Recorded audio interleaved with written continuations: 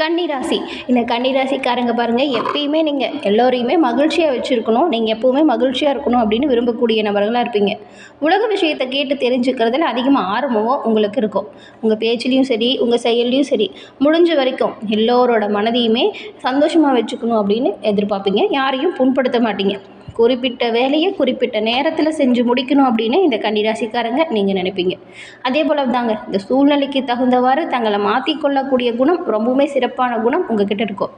அதே போல் இந்த கன்னிராசிக்காரங்களை யாரும் அவ்வளோ சீக்கிரம் ஏமாற்றலாம் முடியாதுங்க.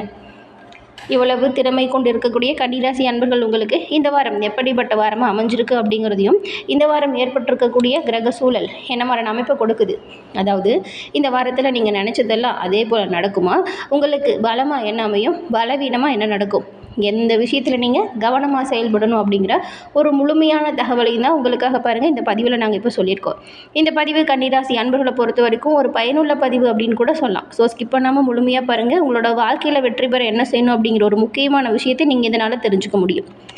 இந்த கன்னிராசி புதன் பகவான ராசி அதிபதியாக கொண்டது. அதுவும் இந்த ராசியில் பாருங்களேன், கன்னிராசி அப்படின்னு சொல்லும் பொழுது கன்னிப்பெண் இந்த ராசி அடையாள சின்னமாக இருக்கும். இது ஒரு பெண் ராசியாகவும் பார்க்கப்பட்டது, இரட்டை ராசி உபய ராசியாகவும் பார்க்கப்படுது. இதோட குணம் அப்படின்னு சொன்னால் அமைதி. இது பஞ்சபூத தத்துவத்தில் நிலத்தை குறிக்குது. இந்த கன்னி ராசியின் தன்மை அப்படின்னு சொன்னால் அமைதியான சுபாவம் கொண்டதாக இருக்குது. இப்படிப்பட்ட நீங்கள் உங்கள் சுய ஜாதக கணிப்பை எளிய முறையில் தெரிஞ்சுக்க விரும்புனா டிஸ்கிரிப்ஷனில் பாருங்கள், ஜோதிடரோட நம்பர் கொடுத்துருக்கோம். அந்த நம்பருக்கு நீங்கள் ஃபோன் பண்ணி கூட உங்கள் ஜாதக கணிப்பை எளிய முறையில் தெரிஞ்சுக்கலாம். அதுவும் கணவன் மனைவிக்குள்ளே இருக்கக்கூடிய அனைத்து வித பிரச்சனைகளுக்குமே எளிய முறையில் நீங்கள் தீர்வை பெற முடியும் ஜாதக கணிப்பால். புதன் பகவானை ராசி அதிபதியாக கொண்டதுனால இந்த கன்னிராசிக்காரங்க புதன்கிழமையில் பெருமாள் வழிபாடு செய்கிறதுனால நன்மையும் நல்ல ஒரு உயர்வையும் பெறுவீங்க. உங்களோட வாழ்க்கையில் வரக்கூடிய தடைகள் எல்லாமே சூரியனை கண்ட பனி போல் நீங்கிடும். உங்களுக்கு பெருமாள் ரொம்பவும் பிடிச்ச கடவுள் அப்படின்னா ஓம் நமோ நாராயணா போற்றி அப்படிங்கிற மந்திரத்தையும் மறக்காமல் 3 முறை பதிவிடவும் செய்யுங்க. இப்படி செய்கிறப்ப கூட உங்கள் ஆள் மனதில் ஒரு பிரார்த்தனை நினச்சிக்கிட்டு செய்யுங்களேன். அந்த பிரார்த்தனை பாருங்கள் விரைவில் நடக்கும். நன்மை எல்லா வகையிலுமே உங்களை வர தொடங்கும். உங்களுக்கு வாழ்த்துக்களையும் உங்களுக்காக இறைவன்கிட்ட நாங்கள் பிரார்த்தனையும் செஞ்சுக்கிறோம். கன்னிராசி அதிபதி கிரகத்தின் இளவரசனாக இருக்கக்கூடிய புதன். கன்னிராசி அப்படிங்கிறது பல வர்ணங்களை கொண்ட ஒரு ராசி. சீதள சுபாவம் உங்களுக்கு இருக்கும். அதே போல் ராசிகளில் 2வது ஒரு உபய ராசி அந்த கன்னிராசி பார்க்கப்படுது. இந்த கன்னிராசிக்கு பாருங்கள், பகல் நேரத்தில் வலுப்பெற்ற ஒரு ராசியாக இருக்கும். இந்த கன்னிராசியில் உத்திரம் 2, 3, 4ஆம் பாதம், அதுக்கப்புறம் அஸ்தம், சித்திரை நட்சத்திரத்தில் 1, 2ஆம் பாதம் இருக்குது. இந்த நட்சத்திரத்தில் பிறந்தவங்க கன்னிராசியில் இருப்பீங்க. பெரும்பாலும் பாருங்களேன், இந்த கன்னிராசிக்காரங்களுக்கு உங்கள் வீட்டுக்கு பக்கத்தில் கண்டிப்பாக ஏதாவது ஆலயம் இருக்கும். அதுவும் விநாயகர் ஆலயம் இருக்க நிறையவே வாய்ப்பு இருக்குது. இந்த கன்னிராசிக்காரங்க அந்த விநாயகர் பெருமானை தினம்தோறும் வழிபட்டுட்டு உங்களோட அன்றாட பணிகளை தொடங்குங்க. எல்லா வகையிலுமே நன்மையும் நல்ல ஒரு உயர்வையும் பெற முடியும். சரி, வாங்க நம்ம இப்போ இந்த கன்னிராசி அன்பர்களுக்கு என்ன மாதிரியான கிரக அமைப்பு உருவாகியிருக்கு அப்படிங்கிறத முதல்ல பார்க்கலாம். அதுக்கப்புறம் அந்த கிரக அமைப்பெல்லாம் என்ன மாதிரியான மாற்றங்களை நீங்கள் பெற போகிறீங்க அப்படின்னு தெரிஞ்சுக்கலாம். கிரக நிலைகளை பொறுத்த வரைக்கும் பாருங்களேன், இந்த உத்திரம், அஸ்தம், சித்திரை இந்த 3 நட்சத்திரக்காரங்களுக்கும் உங்கள் ராசியில் இப்போ சுக்கிரன் இருக்கிறாரு. தனவாக்கு குடும்பஸ்தானம், அதில் பாருங்கள் சூரியன் புதன் 2 கிரகமும் இருக்குது. அதில் புதன் பகவான் வக்கர இயக்கத்தில் இருக்கிறாரு. தைரிய வீரியஸ்தானம், இதில் செவ்வாயும். ரணருண ரோகஸ்தானம், இதில் சனி பகவான் வக்கர இயக்கத்தில் இருக்கிறாரு, கூடவே ராகுவோடு இணைஞ்சு.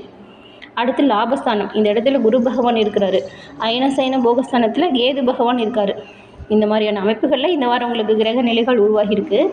இந்த கிரக நிலைகளை பார்க்கும் பொழுது பாருங்களேன், இந்த வாரம் தர்மம் தலைக்காக்கும் அப்படின்னு சொல்லுவாங்க இல்லையா, அந்த ஒரு காலகட்டம் அப்படின்னு கூட சொல்லலாம். ஏன்னா கன்னிராசி அன்பர்களுக்கு இது வரைக்கும் செஞ்ச நன்மைக்கான பலன்களை இப்போ பெற போகிறீங்க. தர்மம் தலைக்காக்கும் நேரமாக இந்த வாரம் அமைஞ்சிருக்கு. உங்கள் ராசி அதிபதி பாருங்கள் புதன், அவர் தனாதிபதி சுக்கிரனோடு சேர்றாரு. அந்த சுக்கிரனோடு சேர்வது தர்மகர் மாதிபதி யோகம். இந்த ஒரு யோகத்தை உருவாக்குது இந்த வாரம் கன்னிராசி அன்பர்களுக்கு. இந்த யோகத்தால் என்ன நடக்கும் அப்படின்னு பார்த்தா, நீங்கள் நினச்சி கூட பார்க்க முடியாத அளவுக்கு நல்ல ஒரு மாற்றமும் ஏற்றமும் உங்களை தேடி வருங்க. அப்படி வரக்கூடிய வாய்ப்புகளை சரியாக பயன்படுத்திக்கிறது நல்லது. தொழில் வியாபாரம் நல்லாயிருக்கும். வருமானம் உயரக்கூடிய யோகம் இப்போ உருவாகியிருக்கு. அதுவும் பாருங்களேன், இந்த ஏற்றுமதி இறக்குமதி தொழிலை நடத்துகிறாங்கல்ல, அவங்களுக்கெல்லாம் நல்ல ஒரு லாபகரமான சூழல் இப்போ உருவாகுது. வரக்கூடிய வாய்ப்புகளை சரியாக பயன்படுத்துறது உங்களோட திறமைசாலி புத்திசாலித்தனத்தை கொண்டு வந்து தரும். அதிர்ஷ்டமும் நிறைய இருக்குங்க. இந்த போட்டி பந்தயத்தில் பங்கு பெறும் பொழுது வெற்றி வாய்ப்பு உங்களுக்கு தானாக வந்து சேரும். திறமையாக விளையாடி நல்ல வெற்றி வாய்ப்பு பெறுவீங்க.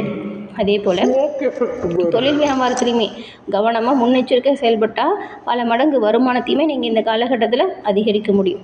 தொழில் போட்டிகளை தாண்டி தனி முத்திரை பதிச்சு நீங்கள் ஒரு தனியாக தெரியக்கூடிய அமைப்பு இந்த வாரம் உருவாகியிருக்கு.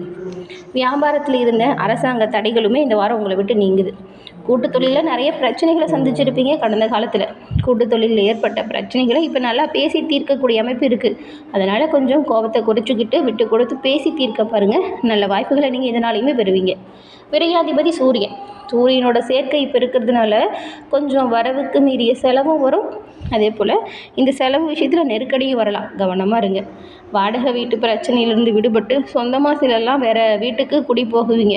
அதுவும் சொந்தமாக அப்பார்ட்மெண்ட் வாங்குறது கூட ஒரு சில கன்னிராசி அன்பர்களுக்கெல்லாம் அமைப்பு இருக்குது.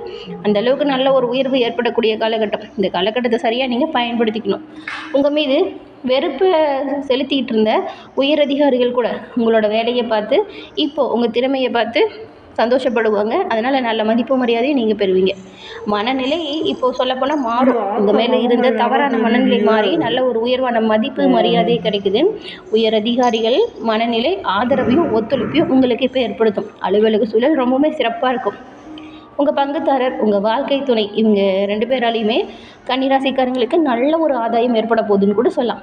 பெண்கள் கணவரின் தொழில் உத்தியோக உயர்வால் நிம்மதி அடைவீங்க. தினமும் நீங்கள் உங்கள் வீட்டு பூஜை அறையில் தீபம் ஏற்றி வச்சுட்டு தினமும் அபிராமி அந்தாதியே படிங்க. கண்டக சனியால் வரக்கூடிய பாதிப்பிலிருந்து விடுபட்டு நீங்க முடியும். தினமும் அபிராமி அந்தாதி படித்தா கண்டக சனியால் எந்தவித பாதிப்புமே இந்த கன்னிராசி அன்பர்கள் உங்களுக்கு ஏற்படாது. இந்த வார அமைப்புகள் பெரும்பாலும் சங்கடத்தை கூட சாதனையாக மாற்றக்கூடிய கிரக சூழல் தான் உருவாக்கியிருக்கு. ஆனாலும் நீங்கள் எதிர்பாராத விதத்தில் ஒரு சில இடமாற்றங்கள் வேணால் வரலாம். உடல் ஆரோக்கியத்தை பொறுத்த வரைக்கும் இந்த உஷ்ணம் சம்மந்தப்பட்ட நோய் ஏற்பட நிறையவே வாய்ப்பு இருக்குது. அதே போல் எதிர்பார்த்த பண வருமானம் கைக்கு வந்து சேர கொஞ்சம் காலதாமதம் தான் ஆகும், ஆனால் கை வந்து சேரும். அதே போல் இந்த காலதாமதத்தால் கொஞ்சம் பண நெருக்கடி மட்டும் வரும். பண விஷயத்தில் எச்சரிக்கையாக கவனமாக இருக்கணும். இடம்பொருள் தெரியாமல் பேசிடாதீங்க. அப்படி பேசிட்டு அடுத்தவங்ககிட்ட மனசாபம் உண்டாக்கிக்காதீங்க. இதுவுமே பின்னாடியே ஏற்படுத்தும். உங்கள் தொழில் வியாபாரத்தில் எல்லாமே சிறப்பான உயர்வு இருக்கக்கூடிய இது காலகட்டம் இது அப்படிங்கிறதுனால திடீர் செலவுகளுமே வரும்.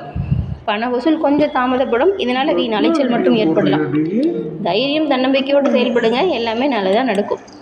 இந்த உத்தியோகத்தில் இருக்கிற நீங்கள் பாருங்களேன், தேவையற்ற பயணம் திடீர்னு மேற்கொள்ள வேண்டிய சூழல் உருவாகும். கூடுதல் பொறுப்பு, அடுத்தவங்களோட பணியை செய்கிறது, இந்த மாதிரியான சூழல் உருவாகுது. குடும்பத்தில் இருக்கிறவங்ககிட்டயுமே நீங்கள் கொஞ்சம் விட்டு கொடுத்து அனுசரித்து போகிறது நல்லது. தேவையில்லாத வாக்குவாதம் பிரச்சனைகளை அதிகப்படுத்தாதீங்க. கணவன் மனைவி இடையே மனம் விட்டு பேசுவதால் சிறப்பான உயர்வு பெறலாம். மனம் விட்டு பேசி எடுக்கக்கூடிய முடிவுகள் எல்லாமே உங்களுக்கு இந்த வாரம் நன்மைகளை தருவது அமையும். பெண்களுக்கு திடீர் செலவு வர வாய்ப்பு இருக்குது. கலைத்துறையில் இருக்கிறவங்களுக்கு இது கொஞ்சம் சோதனை மிகுந்த காலகட்டமாக அமைஞ்சிருக்கு. அரசியல்வாதிகளாக இருந்தீங்கன்னா உங்களுக்கு முன்னேற்றத்தில் இருந்த தடைகள் இந்த மாதம் விலகுது. மாணவர்களுக்கு எந்த ஒரு பாடத்தை படித்தாலும் கவனத்தை சிதற விடாமல் கவனமாக படிங்க. நல்ல மதிப்பெண்ணை பெறலாம். அதுவும் விளையாடும் போது ரொம்பவுமே எச்சரிக்கையாக கவனமாக இருக்கணுங்க. உத்திரம் 2, 3, 4ஆம் பாதம் கொண்டவங்களுக்கு இந்த வாரம் எந்த ஒரு சின்ன சின்ன வேலையாக இருந்தாலும் சரி, அதை கொஞ்சம் கஷ்டப்பட்டு பாடுபட்டு செய்ய வேண்டியதாக இருக்கும். எதிர்பார்த்த உதவி கொஞ்சம் தாமதமாக கிடைக்கும். பயணத்தின் போது கவனமாக இருக்கணும். எல்லா கஷ்டங்களுமே உங்களை விட்டு நீங்கக்கூடிய அமைப்பு தான். பொருளாதாரம் இப்போ மேம்படக்கூடிய உயர்வு இருக்குது. அதனால் தொழில் வியாபார விரிவாக்கம் செய்யக்கூடிய அமைப்பு இருக்கிறதுனால இந்த காலகட்டத்தை சரியாக பயன்படுத்திக்கிட்டால் நன்மைகளை நீங்கள் எல்லா வகையிலுமே பெறலாம். அடுத்து பாருங்கள், அஸ்தம் நட்சத்திரக்காரங்க. இந்த வாரம் உங்களுக்கு தேவையற்ற மனசஞ்சலம் ஏற்பட்டு நீங்கும். மற்றவங்கிட்ட பேசும்போது அனுசரித்து பேசுவது நல்லது. அனுசரித்து செல்வதன் மூலம் வீண் பிரச்சனையை வராமல் நீங்கள் தடுக்கலாம். சிறிய விஷயத்துக்கு கூட கோபம் அதிகமாக வருங்க. கோபத்தை கட்டுப்படுத்துறது நல்லது. திடீர் பண தேவையை பூர்த்தி செய்யக்கூடிய அளவுக்கு வருமானம் இருக்கும். சித்திரை 1, 2ஆம் மாதம் கொண்டவங்களுக்கு இந்த வாரம் பாருங்களேன், தொழில் வியாபாரம் தொடர்பாக கொஞ்சம் அலைச்சல் ஏற்படும். வாடிக்கையாளர்கள் கிட்ட பேசும்போது நிதானமாக பேசணும். எதிர்பார்த்த பணம் கைக்கு வருவதில் கொஞ்சம் தாமதமாகும். உத்தியோகத்தில் இருக்கிறவங்க நிர்வாகம் பற்றி யாருக்கிட்டையும் விமர்சனம் செய்யாதீங்க. அப்படி விமர்சனம் செய்யாமல் இருக்கிறது நல்லது. நல்ல ஒரு பதவி உயர்வு, சம்பள உயர்வு கொஞ்சம் தாமதப்படும். உங்களுக்கு கொடுக்கப்பட்ட பணிகளை கொடுக்கப்பட்ட காலத்துக்குள்ளே செய்து முடிங்க. உங்களுக்கான அங்கீகாரம் கண்டிப்பாக கிடைக்கும். கொஞ்சம் தாமதப்படும், அதுதான். மற்றபடி பெருசாக பிரச்சனை எதுவும் இல்லை.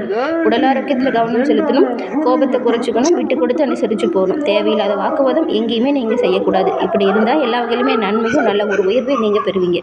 என்ன கன்னிராசி என்பர்களே, இந்த மாதம் வரக்கூடிய நன்மை அதிகரிக்கும், தீமைகள் விலகவும் இந்த ஒரு விஷயத்தை பரிகாரமாக செய்யுங்க, நல்லது உண்டாகும். அது என்ன அப்படின்னா, பைரவரை புதன்கிழமை தோறும் வணங்கி வருவதால் திருமண தடை நீங்கும், நல்ல ஒரு செல்வ நிலை உயரும். இந்த 2 விஷயங்களுமே கிடைக்க பைரவரை புதன்கிழமையில் வழிபாடு செய்யுங்க, நன்மைகளை நீங்கள் எல்லா வகையிலும் பெறலாம். என்ன நேயர்களே, இந்த பதிவை நீங்கள் பயன்பெறும் வகையில் அமைஞ்சிருக்கும்னு நினைக்கிறோம். பதிவு பிடிச்சிருந்தால் லைக் பண்ணுங்கள். உங்களுடைய நண்பர்கள், குடும்ப உறுப்பினர்கள் கன்னிராசியாக இருந்தால் அவங்களுக்கு இந்த பதிவை ஷேர் பண்ணுங்கள். நீங்கள் இப்போ தான் ஃபஸ்ட் டைம் நம்ம சேனலை பார்க்குறவங்க அப்படின்னா மறக்காமல் சப்ஸ்கிரைப் பண்ணி வச்சு நம்ம சேனலை பாருங்கள். தொடர்ந்து பார்த்தமைக்கு நன்றி நேயர்களே.